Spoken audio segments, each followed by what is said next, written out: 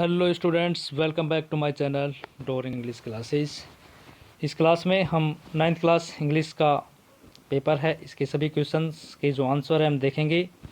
और आप इस क्लास में, इस वीडियो में मैं सभी प्रश्नों के उत्तर आपको बताऊंगा और समझाऊंगा, ठीक है ना। तो आप इस वीडियो को पूरा कंप्लीट वॉच करें। और जो भी क्लासें हैं 5 से 12 तक जितनी भी क्लास हैं, उन सभी क्लासों के जो पेपर्स के जो सॉल्यूशंस है, आंसर की है 5 टू यानी 5वीं क्लास से 12वीं क्लास तक के जितने भी पेपर हैं इंग्लिश के, उन सभी के आंसर मैं इस अपने चैनल पर बताऊंगा, ठीक है ना।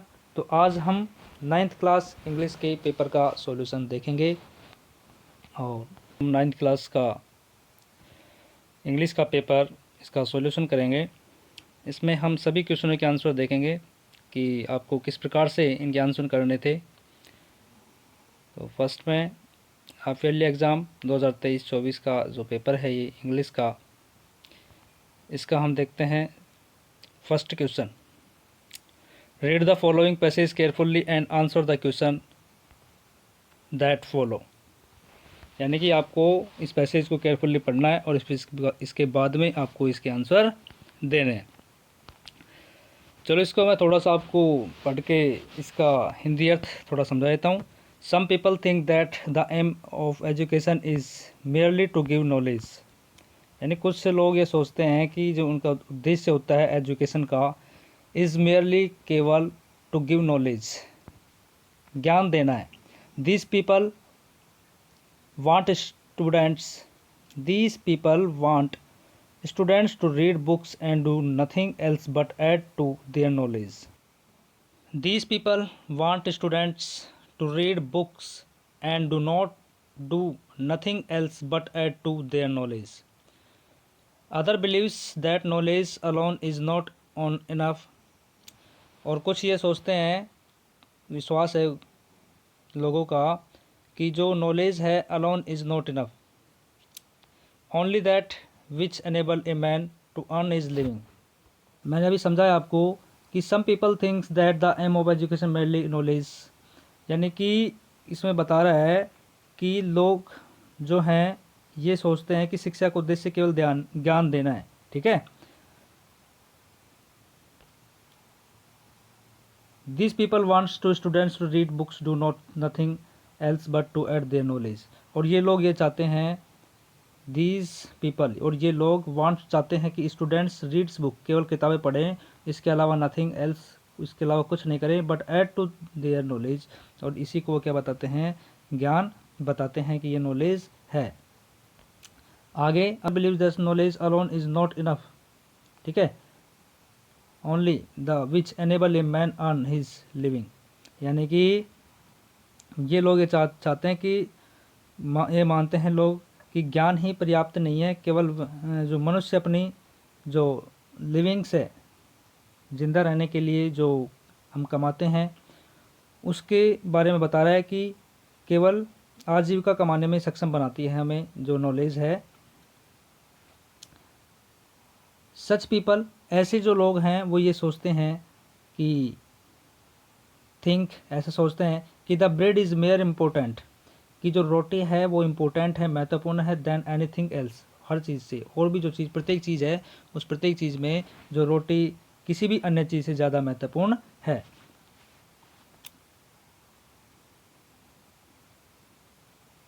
स्टिल अदर बिलीव्स, और जो दूसरे हैं बिलीव्स कर दैट कि education should M सोलेली eight making good citizen and good patriots. देखो कि ये क्या कह रहे हैं, फिर भी जो अन्य लोग हैं वो ये मानते हैं कि शिक्षा का जो उद्देश्य है वो अच्छे नागरिक, अच्छे देशभक्त बनाना होना चाहिए। कुछ ये मानते हैं, सच पीपल्स, कुछ लोग ऐसे मानते हैं, सोचते हैं इस बात को कि स्टिल अदर पीपल्स, अभी भी still other peoples, okay.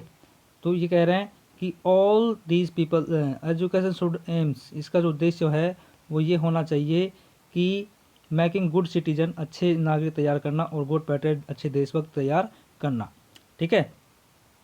All these people see only one of the several purpose of education, ठीक। ये लोग जो हैं वो शिक्षा के अनेक उद्देश्यों में से एक ही उद्देश्य को देखते हैं, ठीक है ना, कि all this peoples see means देखना only one of the several purpose, अनेक पर्पस, अनेक उद्देश्यों में से ऑफ एजुकेशन, एक शिक्षा को मतलब ये सोचते हैं कि सभी उद्देश्यों में से केवल एक ही उद्देश्य देखते हैं, और वास्तव में जो एज ए मैटर, ठीक है, as a matter of fact education should aim at all these three things together, यानी कि हम ये देखते हैं कि जो ये लोग हैं वो शिक्षा का जो लक्ष्य है, शिक्षा का जो लक्ष्य है, एम है, इन तीन चीज़ों को एक साथ रखना चाहिए। थ्री थिंग्स है ना, जैसे थ्री थिंग्स टुगेदर, एक साथ रखना इन तीनों चीज़ों को। तो I should give man knowledge make them, कि एक कौन कौन सी तीन चीज़ें बता रहा है कि इसे लोगों को ज्ञान देना चाहिए, ठीक है। As a matter of fact education should dam I these three things together I should give man knowledge, यानी कि गिव देना, मैन व्यक्तियों को, नॉलेज मीन्स ज्ञान, ओके। तो लोगों को नॉलेज देना, और मैक देम सेल्फ रिलियंट, सेल्फ रिलियंट का मतलब होता है कि आत्मनिर्भर, मैक देम सेल्फ रिलियंट, आत्मनिर्भर बनाना, and able to serve other, ठीक है, और दूसरों की सेवा करने में सक्षम बनाना।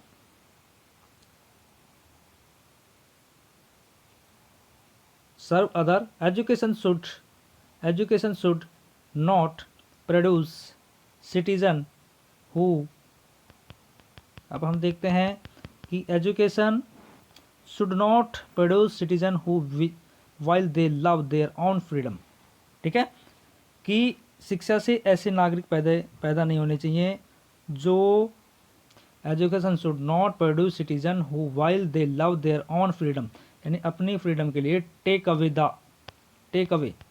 का मतलब होता है छीन लेना, फ्रीडम आज़ादी ऑफ अदर्स, दूसरों की, ठीक है। तो ये कह रहा है कि हमें ऐसे नागरिक पैदा नहीं करने हैं जो अपनी आज़ादी के लिए दूसरों की आज़ादी को छीने। आगे देखो,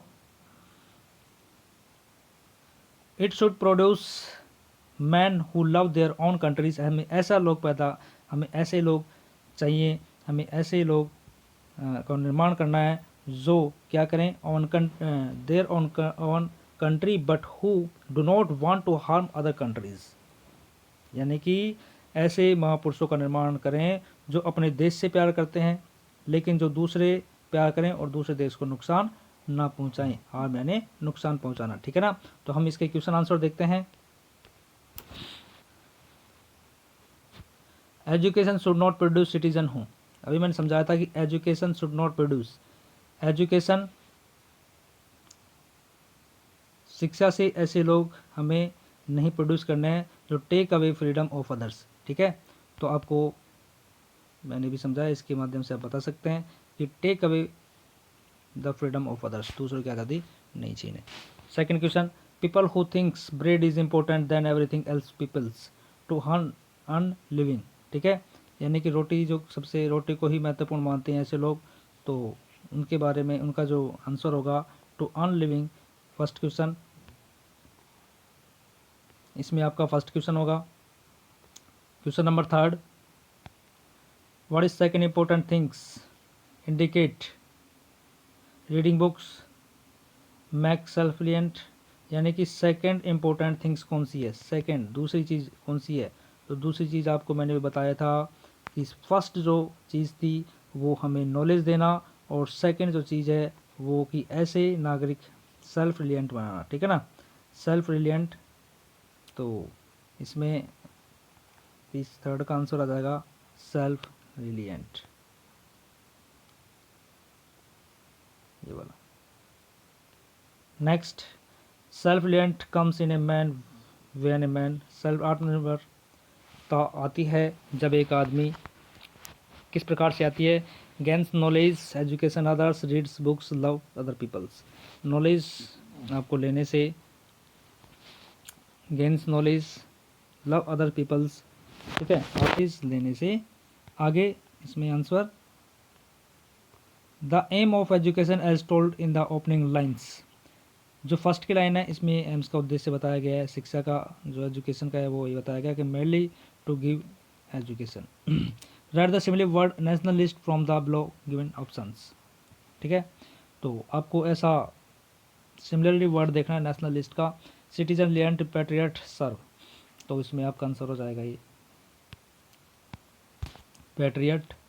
और write the opposite word of slavery from the below given options. तो इसमें स्लेवरी का अपोजिट देखना है, तो इसमें इसका आंसर हो जाएगा फ्रीडम। ठीक है, नेक्स्ट हम पैराग्राफ देखते हैं। Read a man who sold plants always gave special instruction when he had sold a young tree और सर्व। यानी इसमें बताया गया है कि एक व्यक्ति है जो प्लांट्स ऑलवेज क्या करता है, स्पेशल गिव देता है इंस्ट्रक्शन निर्देशों से, when he had sold a young tree और सर्व। यानी जब वो कोई पेड़ पौधे बेचता है तो कुछ इंस्ट्रक्शन दिशा निर्देश दे के उनको बेचता है। He would hand each customer A small bottle of liquid. और प्रत्येक कस्टमर जो उसका आता है उसको एक लिक्विड की बोतल देता है। यू मस्ट टेक दिस, आपको इसे क्या करना है, लेना है। और he said because the tree will grow properly. यानी आपका जो पेड़ है जो आप ये ले रहे हो, जब वो पेड़ को बेचता है तो उस समय बताता है कि प्रॉपर तरीके से, अच्छे तरीके से पेड़ उगेगा। Only it you give it 2 drops every day before you water. यानी कि आप पानी के लिए उस समय इसको बोतल को जो लिक्विड देता है उसको बताता है कि आपको डेली इसका यूज़ करना है। डू नॉट फॉरगेट और द प्लांट्स विल डाई। अगर आप इन चीज़ों को भूल जाते हो, अगर आप इसमें पानी नहीं डालोगे तो फिर क्या होगा कि ये प्लांट्स है वो मर जाएगा। ही always promise his customer that if he followed instruction. और वो अपने कस्टमर से ये क्या करता है कि एक प्रॉमिस करता है कि instruction the plants died with 6 month he would give them another tree. अगर जो ये मेरा पेड़ है मैं आपको दे रहा हूँ, आपने इस दिशा निर्देश के अगर आपने पालन किया है और फिर भी आपका पेड़ अगर मर जाता है, सूख जाता है, तो मैं आपको एक दूसरा पेड़ दे दूंगा।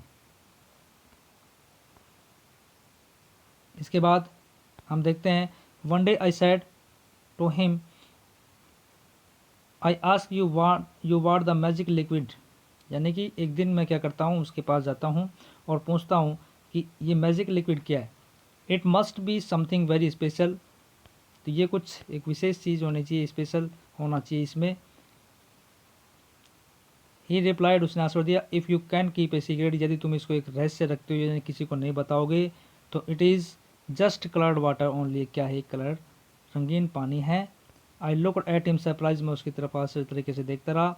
ही yes he said it make people water plants every day otherwise they forget. मैं आप इसलिए देता हूँ कि लोग क्या करें कि ये क्या ट्रिक मैंने बताई है, इस ट्रिक यानी कि इस ट्रिक से क्या होगा कि लोग इसमें रोज़ाना पानी देंगे और ये जो मेरी ट्रिक है ये काम भी कर रही है। हैड वर्क, यानी इस ट्रिक ने मेरे काम किया है। और इन 10 years he did not replace a single tree. और 10 सालों में एक भी पेड़ वापस मेरा नहीं हुआ और एक भी पेड़ मैंने उसके अलावा दूसरा पेड़ मैंने नहीं दिया। अब इसमें चलिए स्टूडेंट्स, अब हम इसके क्वेश्चन आंसर करते हैं। फर्स्ट का आंसर इट 2 ड्रॉप्स। ठीक है, it 2 drops every day. And second question, what did the author want to know. लेखक क्या जानना चाहता था कि I ask you want to magic liquid, यानी इस मैजिक लिक्विड में ऐसा क्या था। ठीक है, one day I said to him may I ask magic liquid, it must be something very special. ठीक है, question number 3, how was the liquid to be used, यानी इस लिक्विड को कैसे यूज़ करना था। तो अब इसमें आप देख सकते हैं कि because the tree grow properly, कैसे प्रॉपर तरीके से वर्क करेगा। Only if you give it 2 drops every day before you water it, यानी आपको पानी देने से पहले इसमें 2 बूंद डालने हैं।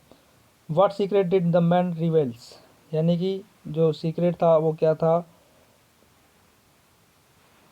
इसमें सीक्रेट जो बताया गया है कि if you keep a secret just coloured water, यानी ये क्या था, ओनली एक कलर्ड वाटर था। ठीक है ना, एक रंगीन पानी था और एक इसकी ट्रिक थी ये। ठीक है, right the opposite words from the following words from the passage.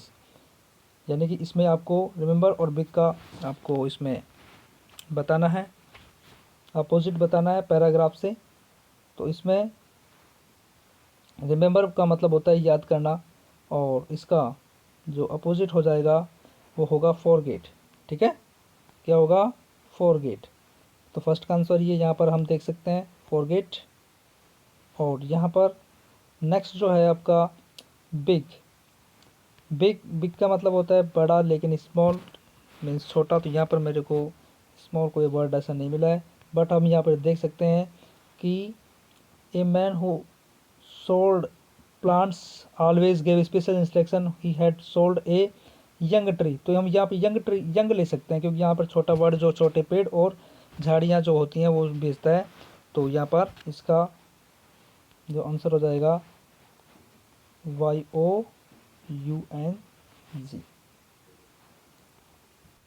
Next हम देखते हैं, योर सक्समन Kumar write a letter to your uncle inviting him to attend your birthday celebration and bring you a nice and useful present. ठीक है, आप सक्षम हैं और एक पत्र लिखें अपने अंकल जी के पास, आपके बर्थडे पर वो एक स्पेशल गिफ्ट लेके आए, प्रेजेंट करें आपको। तो इसमें एक ये इनफॉर्मल लेटर है, आपको मैंने बताया था ये फॉर्मल और इनफॉर्मल। तो ये आपको, आप अंकल के पास आप राइट कर रहे हैं लेटर, तो ये इनफॉर्मल लेटर है। और इनफॉर्मल लेटर किस प्रकार से लिखते हैं ये मैंने आपको बता रखा है, और इसका जो आंसर है वो हम देखते हैं।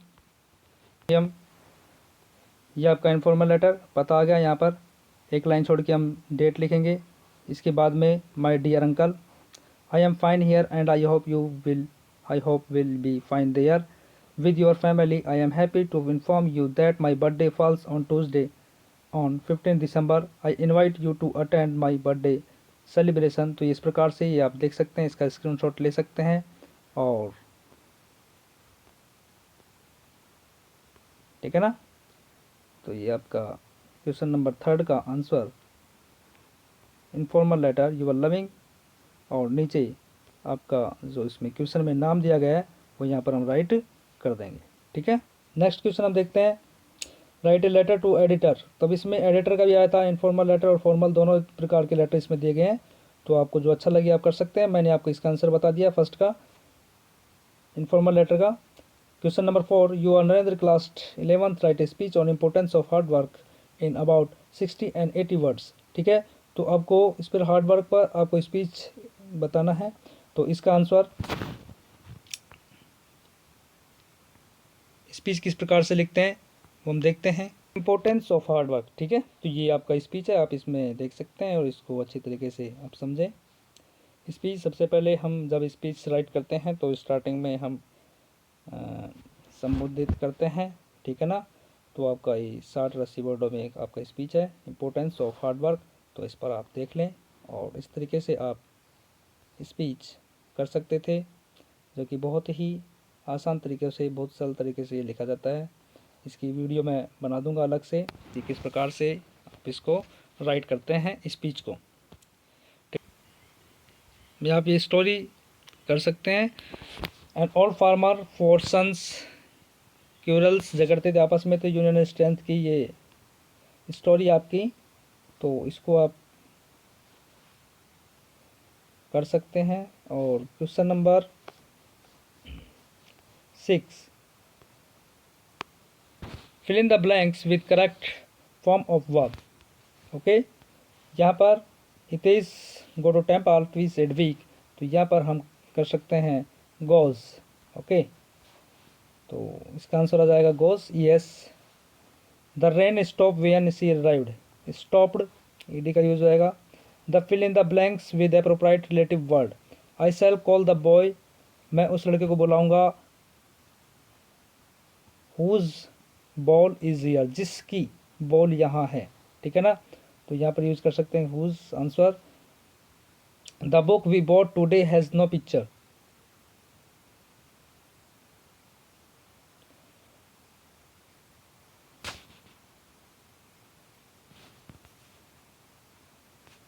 इसके बाद next question, fill in the blanks appropriate determiners, today Tommy found a real book, तो यहाँ पर हम देख सकते हैं a real book, they went buy a groceries, they went buy खरीदा, ग्रोसियस का मतलब होता है कुछ सामान वगैरह। तो यहाँ पर हम सम का यूज़ करेंगे, एनी का यूज़ हम करते हैं, एनी डिटरमिनेंट्स का यूज़ करते हैं हम नेगेटिव सेंटेंस के लिए, और लास्ट में क्वेश्चन मार्क अगर आपको देखने के मिले तो आप एनी का यूज़ करें। बट यहाँ पर ये एक पॉजिटिव सेंटेंस है, अफर्मेटिव सेंटेंस है, तो यहाँ पर हम सम का यूज़ करेंगे। नेक्स्ट देखिए, I am proud of my son, तो यहाँ पर हम यूज़ करेंगे ऑफ, और इसके बाद में he jumped the water into the river. Next question, I was born in middle class Tamil family in the island town of Rameswaram. तो ये आपके जो लेसन है उसमें से आपका ये आया है, आइसलैंड टाउन रामेश्वरम, जो कि ये आपका लेसन है। इसमें APJ अब्दुल कलाम के बारे में जो लेसन है 9th क्लास का, उसमें से ये पैराग्राफ है। In what type of family was Kalam born. अब यहाँ पर आपको बताना है पैराग्राफ को पढ़ के कि किस प्रकार की फैमिली थी कलाम की जहाँ पर वो पैदा होते हैं। तो यहाँ पर हम आंसर इसका दे सकते हैं कि I was born a middle class Tamil family. Okay, next question, in what were the qualities of Kalam's father. यानी कि ये बताना, आप बताओ कि कलाम्स के जो पिताजी थे उनमें जो क्या क्या क्वालिटी थी। कि my father Jainulabdeen has neither much formal education nor much wealth despite the disadvantage. ठीक है, यानी कि वो ज़्यादा पढ़े लिखे भी नहीं थे, ना ही उनके पास ज़्यादा धन था, इसके बावजूद भी उनके अंदर बहुत ही अच्छे गुण थे। How was Kalam's mother A social lady. आप कैसे कह सकते हैं कि उनकी जो माता थी वो एक सोशल लेडी थी। तो हम इसमें क्वेश्चन में पैसेज में हम देखते हैं,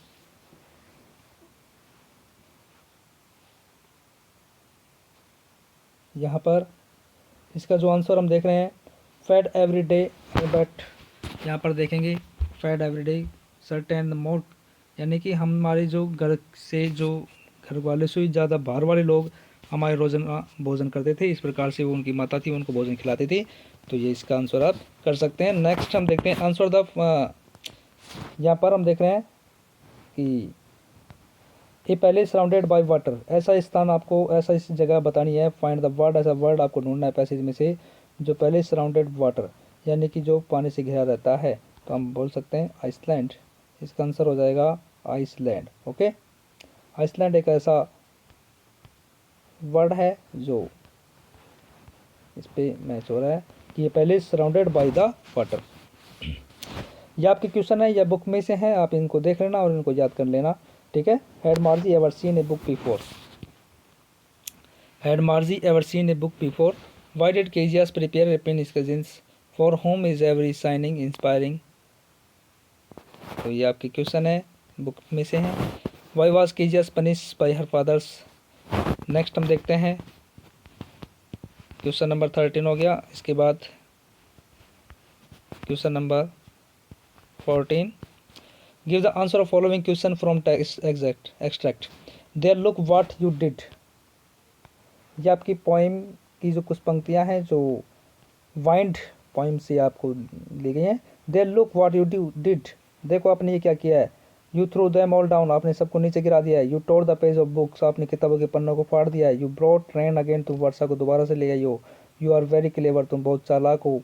एट पकिंग फन एट पिकलिंग्स, आप मजाक उड़ाने में, आप कमज़ोरों की मजाक उड़ाती हो। तो आपको इसके पढ़ करके इसके बाद में आपको क्वेश्चन देना है, what according to the poet has the wind done, what does the wind symbolism give reasons, give name of the poet of the this poem. तो इसके क्वेश्चन, ये क्वेश्चन है, इसके आंसर आपको करने हैं। इसके अब इसमें आप क्वेश्चन में जो पोएम के हैं वो देख सकते हैं। What according to the poet has the wind done, तो अकॉर्डिंग टू द पोएट आप इसका आंसर कर सकते हैं, the poet wind has throw down books and were on the shelf. ठीक है, यानी कि टॉन द पेजेस, यानी बुक्स के पन्ने फाड़ दिए और उसको सेल्फ से नीचे गिरा दिया है। सेकंड क्वेश्चन का answer, what does the wind symbolism give the reasons, wind does show him hardship and challenge faced by us in our life. यानी कि आपको इसका प्रतीक बताना है। तो हम बता सकते हैं कि जो वाइंड है ये उसके लिए है कि हार्डशिप, कठिन मेहनत करो, हार्ड वर्क हो, चैलेंज जो हमारे सामने आती हैं, फिर उसका फेस्ड हमें जो सामना करना होता है हमारे जीवन में, तो उन चुनौतियों का हमें सामना करें। इसके लिए पोइम बताइए। Give name of the poet of this poem, यानी इस पोइम का जो पोइट है उसका आपको नाम बताना है। तो सुब्रमण्यम भारती इसके राइटर हैं। Okay, question number 15, the poet. तो ये आप क्वेश्चन नंबर 15 भी आप देख सकते हैं। 15 का मैंने आंसर आपको करवा रखा है इसमें।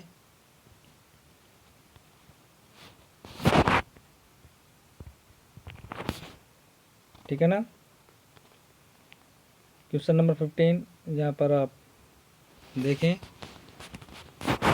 और इसके मैंने दोनों कर रखे हैं, वाइंड के जो हैं ये फर्स्ट और सेकंड 15 के।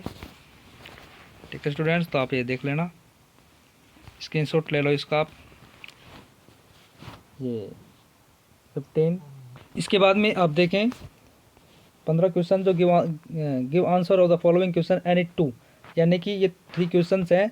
3 क्वेश्चंस में से आपको 2 क्वेश्चंस करना है। ठीक है ना। तो मैंने आपको समझा दिया है, आपको मैंने बताया क्वेश्चन भी इसके आंसर हैं जो आप उसमें से देख के कर सकते हो। Question number 16, give answer the following questions, discuss the absence of title reign of the roof and give the central ideas of poem wind. ठीक है, तो ये भी आपको आंसर है, ये भी आप इसके देख सकते हैं।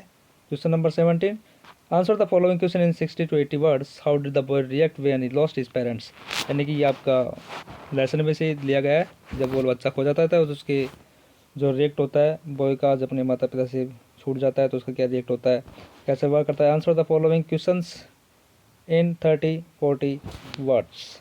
ठीक है, तो ये आप इसकी आंसर कर सकते हो। और write the letters, question number 19, write the letters correct answer. आपको ABCD में इसका आंसर देना है। Who one decide to stay in the kingdom of fools, तो कौन रुकने का फैसला करता है, disciples. What was the name of his devoted servants, तो यहाँ पर महेंद्र। और यहाँ पर नेक्स्ट क्वेश्चन हम देख रहे हैं, फ्रॉम वेयर, कहाँ से, डिड ग्रैंडफादर बाई टोटो, कहाँ से वो लेता है, जो दादाजी थे उन्होंने ये जो टोटो था वो कहाँ से लिया था। तो आपको पता है कि इसका जो आंसर होगा वो होगा तांगा, जो ड्राइवर था, तांगा चलाता था, उससे दादाजी ने उनको लिया था। What things the child sees on his way to the fair. Okay, तो मेले में ऐसी कौन कौन सी चीज़ें हैं जो देखता है, टॉयज, ड्रैगन्स, ब्लैक्स, बीज, ऑल ऑफ दीज। ठीक है, तो उस बच्चे के बारे में बताया गया है, तो कौन कौन सी चीज़ें थी, टॉयज, यहाँ पर टॉयज भी देखता है, ड्रैगन फ्लाइज भी देखता है, ब्लैक बीज भी देखता है। तो आपका आंसर हो जाएगा इसमें कौन सा,